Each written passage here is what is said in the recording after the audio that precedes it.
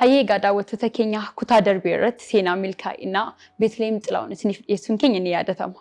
Ammas immoo diizaayinara yookiinis immoo hundeessaa Wedu Design isinii qabadhee dhiyaadheera. Nu duukaa turtii gaarii qabaadhaa. Hayyee baga nagaan dhufte. Baga nagaan weeddan. Daawwattoota keenyaaf of beeksisuutiin osoo jalqabneetii maal sitti fakkaata? Tole, maqaan koo Abi Getachew jedhama. Uffata aadaan hojjedha. Manni uffata aadaa koo Wedu Design jedhama. Hayyee Abi Getachew uffata diizaayinaa kan utuu hin jalqabin duraan eessatti dhalatee yeroo ijoollummaa akkamii dabarsee yeroon barnootaa keetii maal fakkaata ture? Ammucaa baadiyyaati. Salaaleetti dhaladhe. Bakka addaa Kuyyuu jedhamutti mana barumsaa elementarii fi sadarkaa lammaffaa achumatti baradhe. Sadarkaa olaanaa yommuu kaampaasii Jimmaatti baradhe. Hayyee diizaayinara ta'uun durumaa kaasee si keessa jiramoo yeroo ta'e wanti jalqabde? Diizaayinara ta'uun jalqabaa kaasee otoo hin ta'in ergiin afaaniif ogbarruu baradhe itti fufee immoo akka caarraa ta'ee shiroo miidhaa yookaan muujjaa jiraachuudhaan wal qabatee waan na keessatti uumamedha. Afaaniif ogbarruu barachuun akkamitti kaka'umsa diizaayinarii ta'uu si keessatti uume? Afaaniif ogbarruu keessa aadaa jira.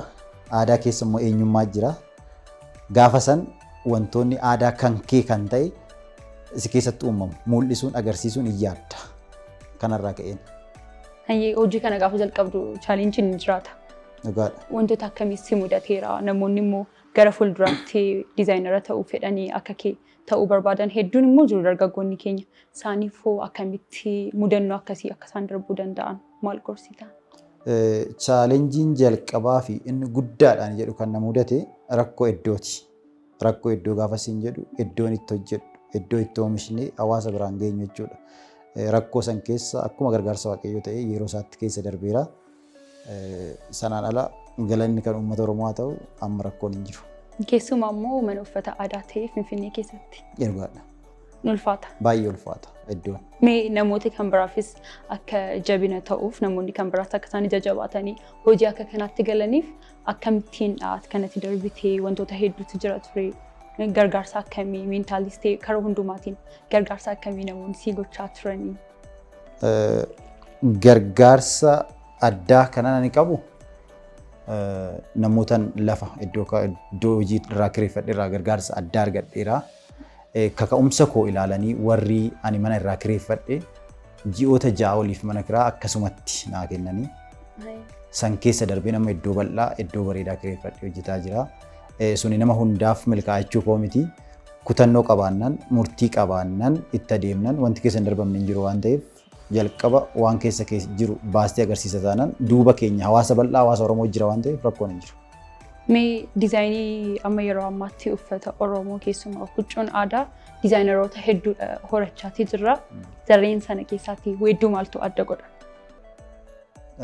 Weedduun kana hunda adda miti. Waan hawaasni keenya barbaadu, waan dargaggoon keenya barbaadu in qopheessina. Kanaaf jecha jaalatamaa dhufne baay'ee isaa amma kan of mul'isee hawaasatti diizaayinii agarsiise diizaayineroota dheen fudhadhuan. Hawaasuma keenyatu waan bareedaa fooyyeffachuu irratti nu wajjin ta'ee nu gargaaree wal gargaaree baasaa jira waan ta'eef ga'een hawaasaa baay'ee guddaadha. Kanaafin hawaasa baay'ee galateeffadha siin jedha.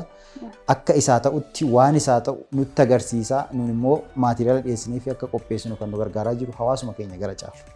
Jalqaba hundeessuuf ni ulfaatu ture? In ulfaata hundeessuuf ulfaachuu danda'a. Akkuma siin jedhe rakkoon iddoo jira, rakkoon ikonomii jiraachuu danda'a. Hawaasa nama aga wal bartutti kastamarii argattutti chaalenjiin si mudachuu danda'a. San keessa garuu kutannoodhaan of agarsiistee waan gaarii dhiyeessitee keessa dabarta. Namni waan gaarii barbaada waan ta'eef. Hayyee ammallee uffatoota aadaa diizaayin godhamin gara uummataatti hin dhufin baay'ee kalchaal ta'an hedduudha kan nuti argaa jirru. Diizaayineroota hedduu gatii jiraniif. Ammallee namoonni hojjechuu barbaadan namoonni baadiyyaarra jiranii barattoonni dargaggoonni ammallee wantoota akka kanaatti dhufuu barbaadan jiru. Kanaafuu maal gorsitaanii? Jabaatanii taalentii keessa isaanii agarsiisanii sooshaal miidiyaa baay'ee jira. Sooshaal miidiyaa irratti of beeksisuudhaan hawaasa dargaggoota lafa argatanitti of beeksisuudhaan itti ba'uu danda'u. Kanaafiyyuu salphaadhaan danda'ama. Hin danda'amu, sirriitti danda'ama. Hayyee gara fuulduraatti weedduurraa maal eegna? Egaa weedduun waa baay'ee yaada. hawaasni keenya bal'aadha. Aadaan keenyas bal'aadha. Dabarree magaalaa kanarraa ceenee sadarkaa addunyaatti aadaan keenya sirriitti akka beekamuuf hamma humna keenya amma dandeettii keenya hojjetaa jirra. Baay'ee guddaa galatoomi. Isinis galatoomaa.